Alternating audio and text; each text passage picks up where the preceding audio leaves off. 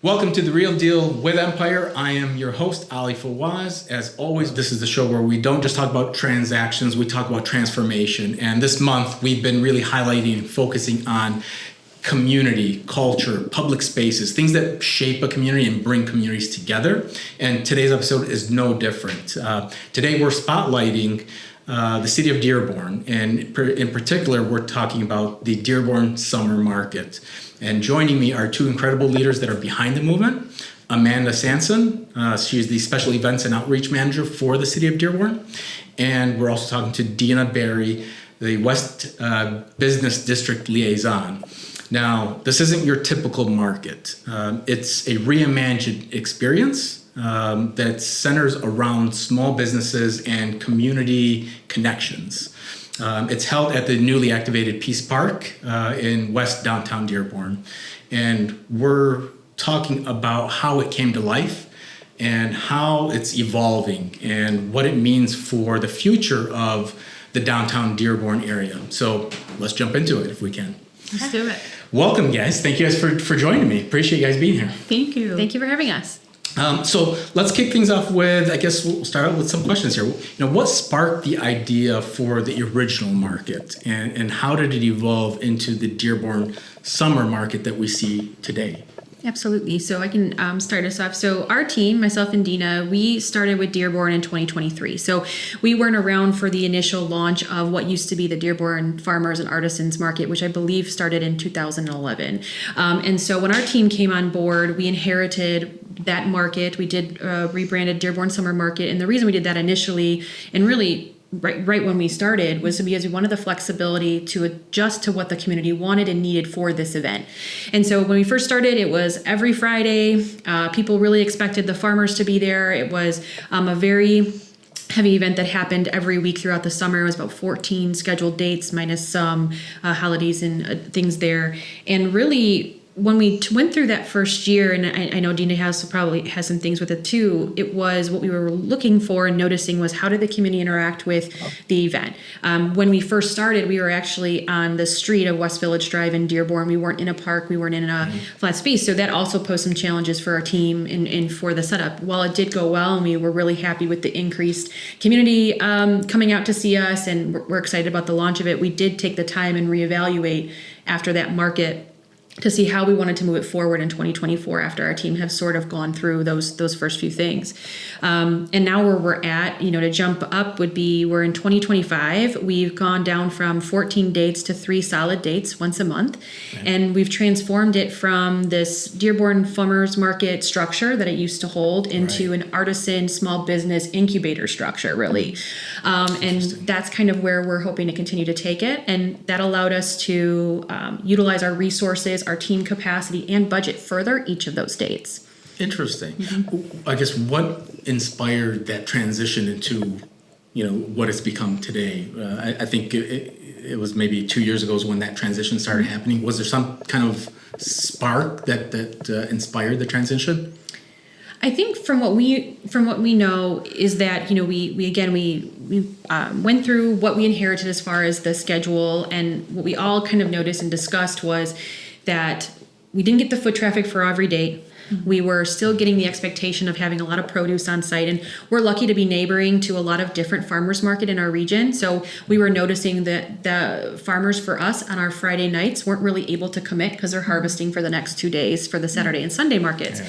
And so while we had a few pop in and out throughout the season, we really discovered also that the community wanted more artisans. They wanted more of that type of vendor. And Dearborn is so beautifully entrepreneurial and has a lot of small businesses. So we really wanted to continue that. So nice. Yeah. And just another thing is that we notice with other communities, they do a beautiful job bringing in these farmers and bringing in those produce. But with Dearborn, we have a different community. And what's so unique about it, again, is what Amanda mentioned, is just our entrepreneurs. So how do we spotlight our entrepreneurs in a beautiful way, and then also give families an opportunity to come out and enjoy an event? So with that being said, we've made it more of a kind of like a block party style in a way, and just brought in a lot of family-friendly activities to help activate that space and bring in a much larger crowd.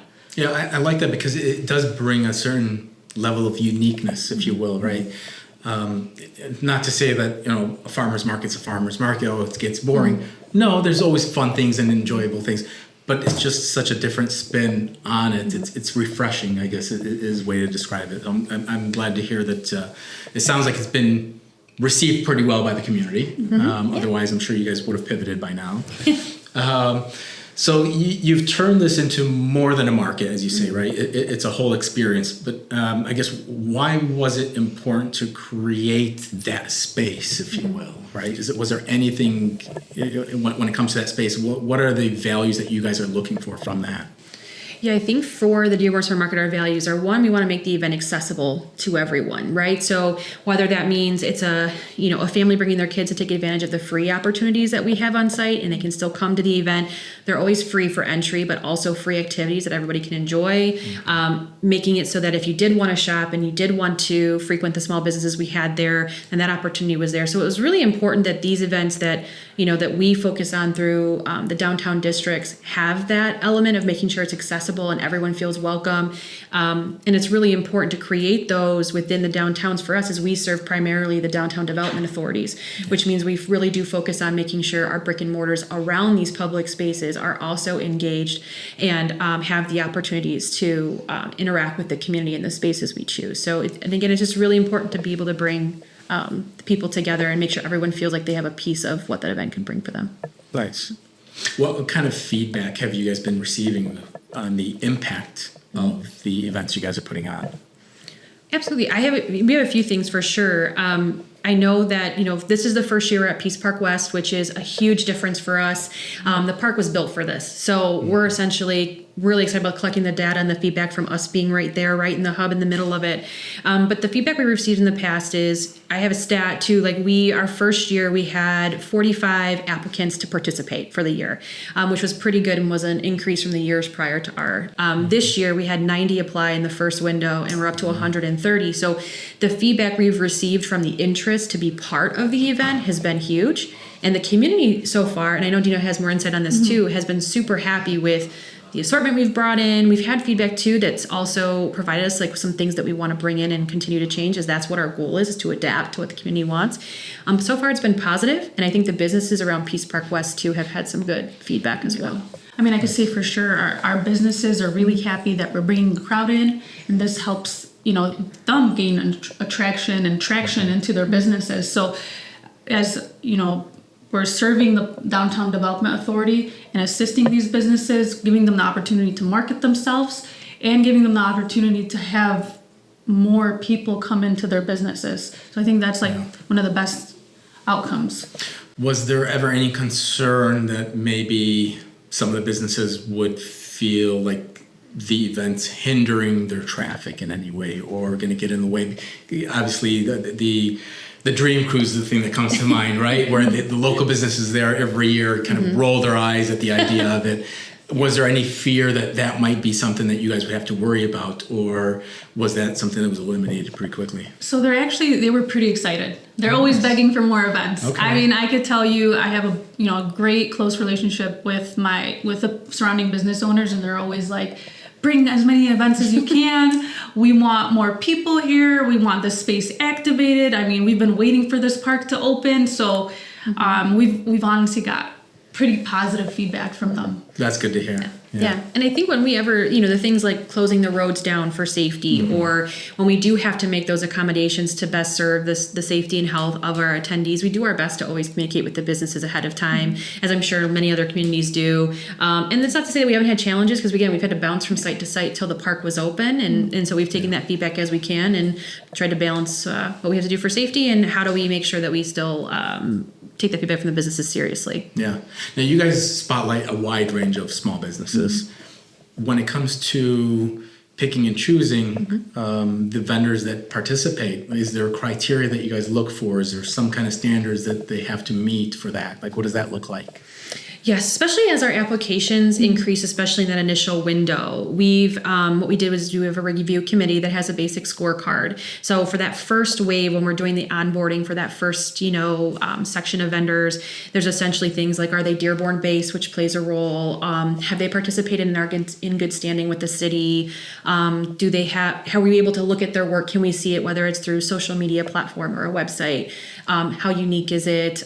Those types of things come into play with the review committee and the scorecard. And then as we go through the season, that core assortment helps us then decide, from our wait list, if we can take anyone else as well.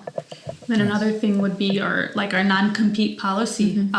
We have major respect for our surrounding brick and mortars, so we would never want to impede on their business, and we choose vendors that complement them and not take away anything from them, because at the end of the day, we serve these businesses. That's nice. It sounds like it's definitely well thought out and thought through respectfully, obviously. Can you share any stories of vendors who've actually grown or transformed through the market itself?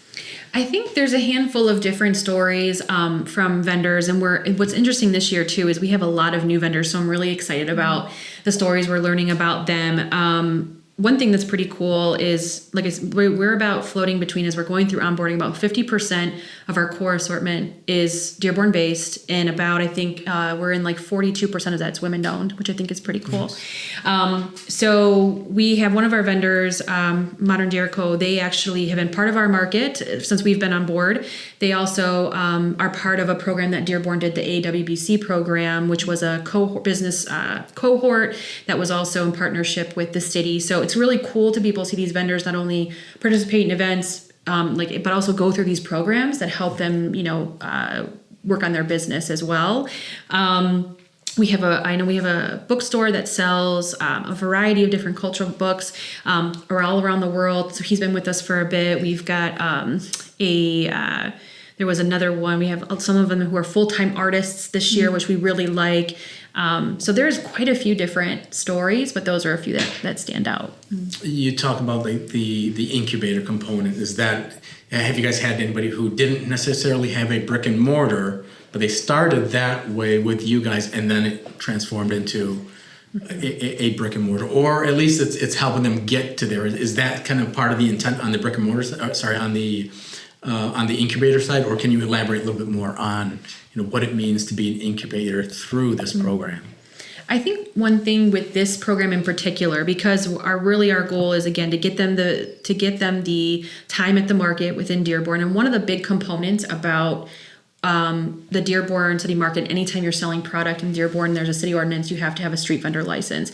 And so we literally walk them through that process and help them get licensed so that they can then participate in other things throughout the city. So it's really cool for us to be able to say, we have 38 to 50 vendors that we have participated in the event, but I also like saying it out loud, we helped 38 to 50 of them get licensed so that then they can pursue other parts of city programming, because we're one team that plans events, but there's one other team and other places that also would need the same things we do. So I think for us, the incubator piece of it is not only connect them to each other, organizations, so that they can take advantage of some of the partnerships, but also that we try and help them through city processes that allow them to move forward as well. Yeah, that makes a lot of sense.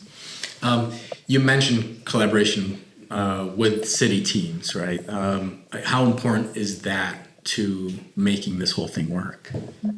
You want to start? Yeah, I would say, the other departments we have throughout the city have been an incredible component into us actually fulfilling and executing the project itself. So, we're working with DPW. They're phenomenal. They assist us with a lot of the physical work, and also using our our Parks and Recs team. Yeah, Parks and Recs these peace parks are managed by the Parks and Recs team here at the city. So West, East, and then the soon to come South End. And without them and then their support and the new tech and utilities that are at the park, we had a big band. Deena's had her classes there, for working out and all these different things that we're hosting there without, specifically those two teams, really would not be possible without them at all. So let's focus on Peace Park itself.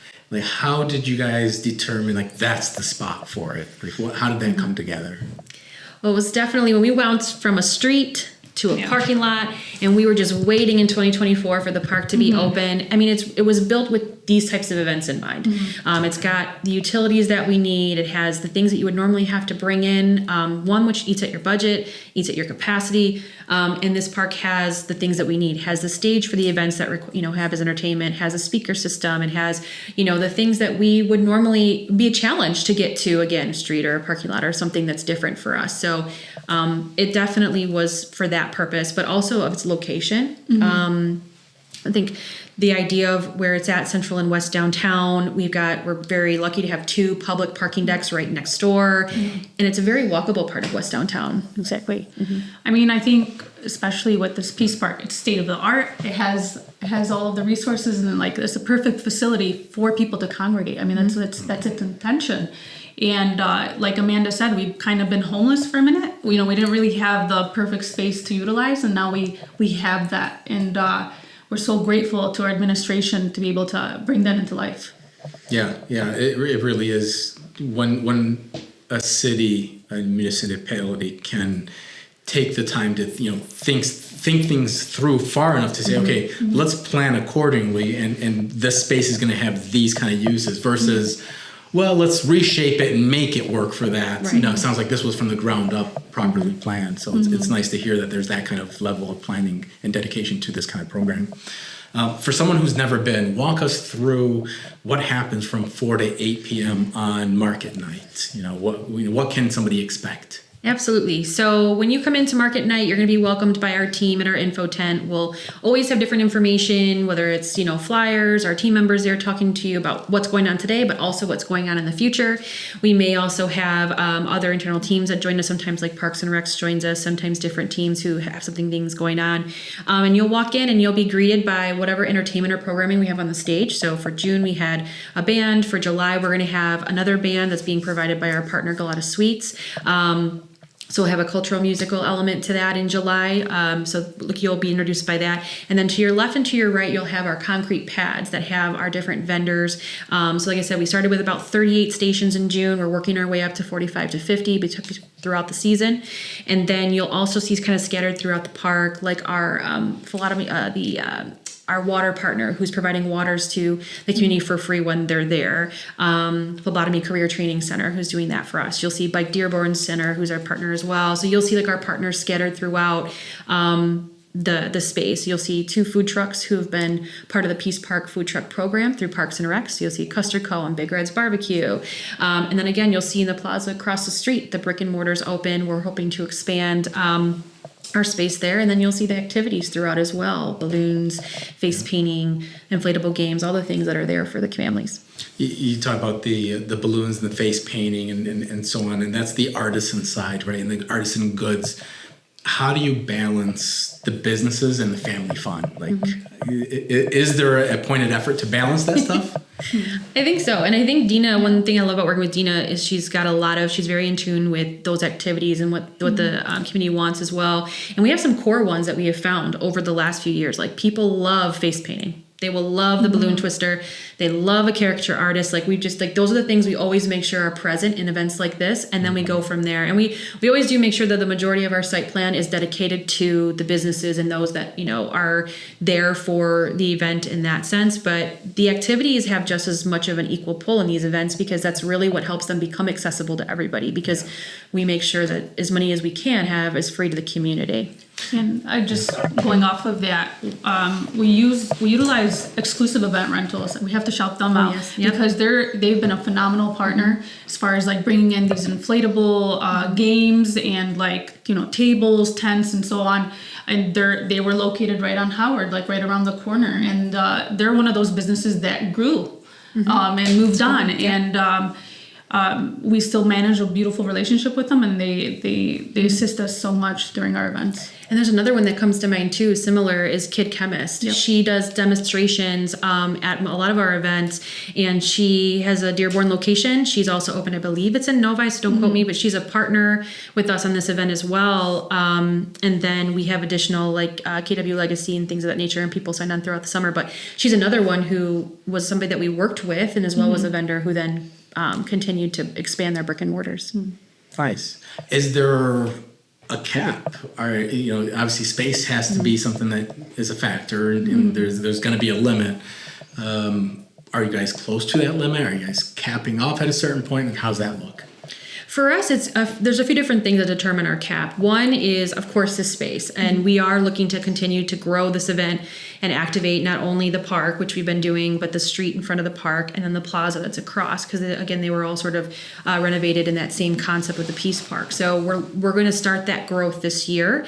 But what really kind of sets that is, of course, the space, but also to onboard the vendors is a process, and we have to have those licenses and have all those things in a certain amount of time to make sure that everybody is set up to be activated on that day. So we also have to say, okay, at some point, we're not going to be able to onboard any more vendors. We have to focus on making sure we execute the event plus planning for the ones we have coming down the road. We're getting close to that point where it's just as far as the outreach. We normally do a little bit of outreach after each date after we experience, okay, what did the space feel like and how much time do we have before the next one?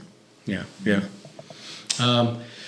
So looking forward, right? What's next for the Dearborn Summer Market? Any new ideas or expansion into different things that are in the works? I think the biggest thing for us now, and I think we'll really get to this next year as we experiment this first year at Peace Park, is the growth of how we activate all three of those spaces, park, street, and plaza, and partnering with the businesses. Yeah, it's mainly expansion. I mean, our businesses want to collaborate. We have people reach out to us and be like, we want to activate our space, activate the plaza. We want to be a part of the event. We want to either them being present or them sponsoring. We have a high demand, whether it's from vendors or it's from our business owners, and we're trying to balance all these three things together, and then making sure that we create a safe environment, and with the help of with our police officers to help with that as well, And fire, yep. So what does with everything? I'm a big proponent of measuring things, right? So what does success look like for the event or for the season? And then what does the long-term vision look like for that success? I think we have a few different ways we measure success with this event. There's one thing that's, for me, and I'm recognizing it because it happened to me in June. You get everybody settled and you're walking through and you just see the movement of people. And for like 5 minutes, when we can actually slow down, like the feeling of like, people are enjoying this. This is what we're doing. This is what we're here for. So that little satisfaction, we all kind of do a vibe check, throughout the day. But as far as like, whether it's data or numbers, we discussed that kind of thing. Of course, we like to see how much of the community comes out. That's a number that's really important to us. Feedback from the community. We're always asking community members that day while we're on site. We normally put out a survey at the end of the season. We talk to our vendors. So like that feedback and who comes out, how many people we have come out is a huge part of our success, but also again through how many businesses we were able to onboard. What did our poll look like? Again, the application jump. We've had a huge increase in turnout over the last 2 years. That's really big for us, and continuing to push this event and continuing to host it. So I think those two things, the interest both on the vendor side, the interest on the partner side, and the interest in the community side has been what's helped us keep going. Yeah. Love that. How can people plug in, right? Whether it's vendors or sponsors or volunteers, like what can they do if they want to I guess jump in? Like just to communicate with us. And, Yeah.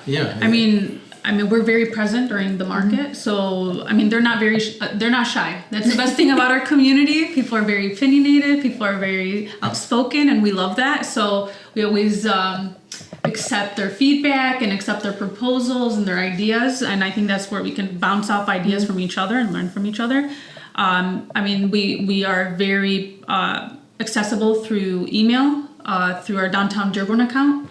On social media, plug it in, tell them where to go. Yeah, so if you guys want to visit us on Instagram or Facebook, our handle is Downtown Dearborn.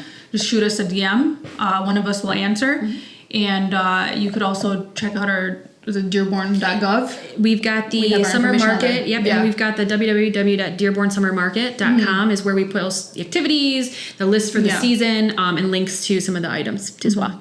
Excellent. I'm sure viewers are going to love checking that stuff out. Right. So we're going to shift gears a little bit. Okay. I'm going to go into what we call our Fast Five. It's kind of our rapid fire questions, and I think we've got 4 quick questions for you guys. Okay. All right, so first question is, what's your go-to summer snack at the market? Mine's more of a drink, but it would be like a lemonade or a refresher, one of those. Freshers for sure. Yeah. Shout out Jebel. Oh, yeah. Yeah. Yeah. Good choice.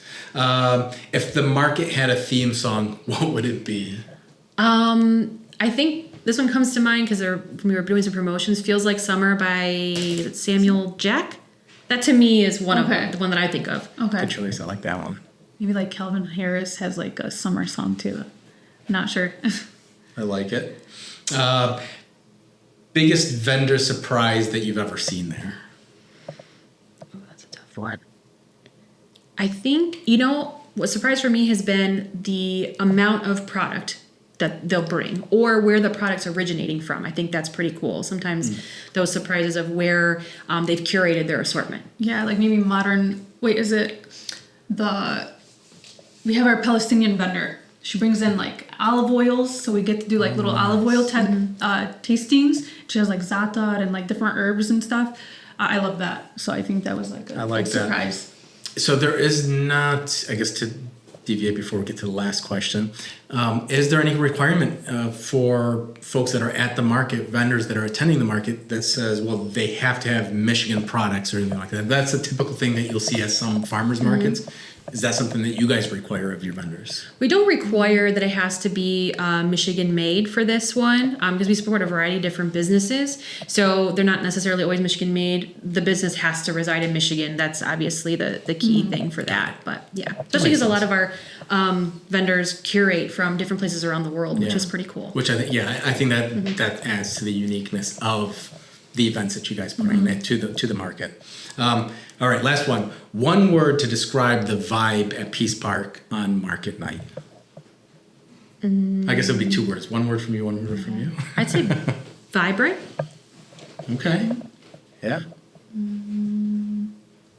Maybe eccentric. Okay. Yeah. Yeah. I like that. It's definitely different. You guys kind of decided not to use the same old mold that everybody else has used, which is, I think, that's part of the uniqueness of the market that you guys it's Dearborn. We have to be unique. Yeah, true story. Yeah. Well, it's been real. I appreciate you guys taking the time to join us here today, and I know that you guys have busy schedules. I know that you're in the midst of all of it right now. So the fact that you guys took some time to join us here today, I do appreciate it. So thank you guys for that. It's our pleasure. Thank you. Yeah, absolutely. So folks, that's a wrap for this episode of The Real Deal with Empire. A big thank you to Amanda and to Deena for pulling back the curtain on the things that are happening behind the scene at the Dearborn Summer Market that's transforming the public spaces and helping the community celebrate, on a regular basis, culture and commerce and community all coming together. So if you're in the area, don't just listen, go and experience it yourselves. From the artisan vendors all the way down to the family-friendly activities, face painting, balloon twisting, all the other stuff you guys heard about, right? I want to encourage you guys to take advantage and enjoy. And if you enjoyed this episode, please hit subscribe and leave us a review. The more we have feedback, the better it's actually going to help us rank, and we want that. Especially when you subscribe, then you'll be notified every time we drop a new episode, and you don't want to miss an episode. So with that, I'm Ali Fawaz, and this has been The Real Deal with Empire, where we don't talk about transaction, we're talking about transformations. And until next time, stay connected and stay building. Thank you guys.